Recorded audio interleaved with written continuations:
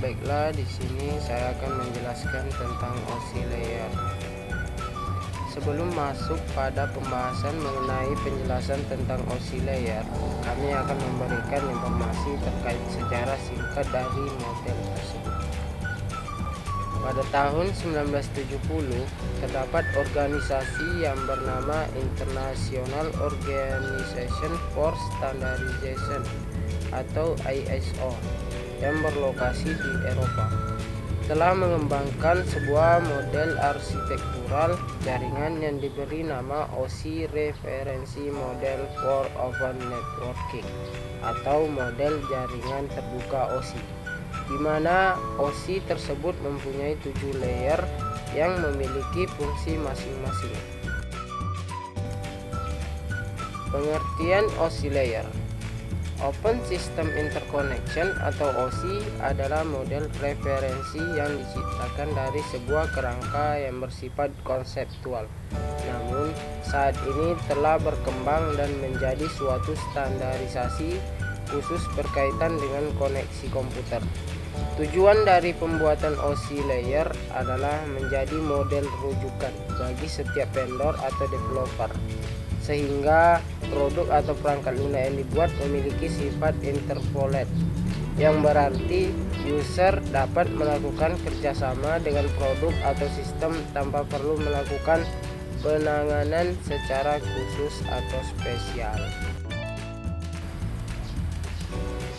7 model OC layer.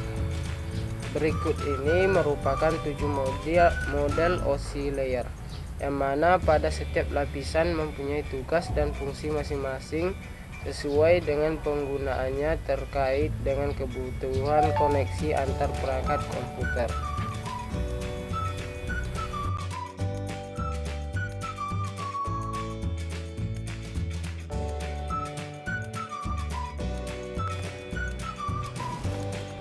Satu, application layer atau lapisan ketujuh. Application layer adalah lapisan yang menjadi pusat atau center terjadinya suatu interaksi antara pengguna atau end user dengan aplikasi yang bekerja menggunakan fungsionalitas sebuah jaringan. Selain itu juga mempunyai fungsi untuk melakukan konfigurasi mengenai bagaimana cara aplikasi dapat bekerja menggunakan resource jaringan, dan kemudian dapat memberikan pesan saat terjadi sebuah kesalahan pada proses pengaturan jaringan. Contoh beberapa service dan protokol yang berada pada application layer adalah HTTP, SMTP, FTP, dan lain-lain. 2. Presentation layer atau lapisan ke-6. Lapisan yang ke-6 adalah presentation layer, di mana mempunyai fungsi untuk mentranslasikan format data yang akan ditransmisikan oleh aplikasi melalui jaringan ke dalam format yang dapat ditransmisikan oleh sebuah jaringan. Pada layer ini, data juga akan terenkripsi dan dekripsi melalui sistem. Contoh protokol yang berada pada presentation layer adalah MIME, SSL, TLS, dan lain sebagainya. 3. Session layer atau lapisan kelima. Session layer merupakan lapisan yang berfungsi untuk mendefinisikan bagaimana sebuah koneksi dapat dibuat, dikelola, dan dikembangkan. Contoh protokol yang berada pada session layer adalah NFS, SMB, RTP, dan lain-lain.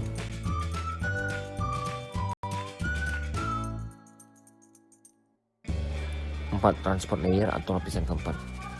Transport layer mempunyai fungsi untuk memecah data menjadi paket-paket data, serta memberikan nomor urut untuk setiap paketnya, sehingga nantinya dapat disusun kembali saat sampai pada tujuan.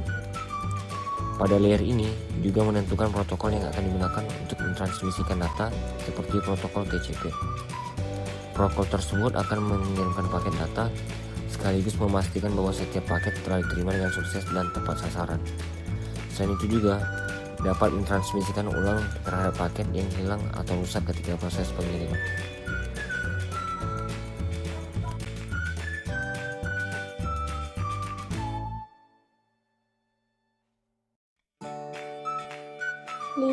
Network layer, lapisan ketiga.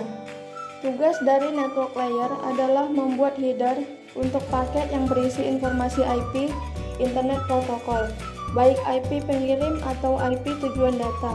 Pada suatu kondisi, network layer juga melakukan proses routing melalui internetworking dengan menggunakan bantuan router dan switch pada layer ketiga.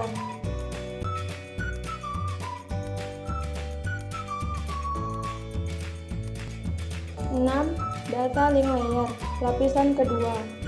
Pada data link layer memiliki tugas untuk menentukan setiap bit data dikelompokkan menjadi format yang disebut dengan frame. Pada level ini juga terjadi koreksi kesalahan, flow control, pengalamatan hardware atau perangkat keras, seperti halnya pada MAC address, media access control address, serta menentukan bagaimana perangkat jaringan seperti hub, repeater, bridge, dan switch pada layer 2 dapat beroperasi.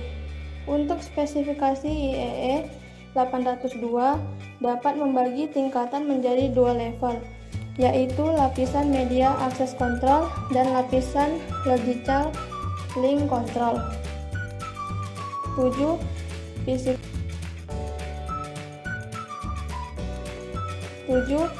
Physical layer, lapisan ke-1, dan model OSI layer terakhir dan yang paling utama adalah physical layer.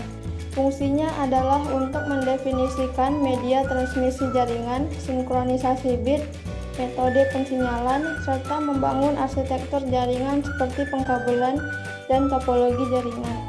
Pada tahapan atau level ini juga mendefinisikan mengenai bagaimana sebuah network interface card dapat berinteraksi secara langsung dengan media kabel dan perangkat radio. Untuk setiap pengiriman data melalui tiap layer dapat dianalogikan seperti Anda mengirim surat.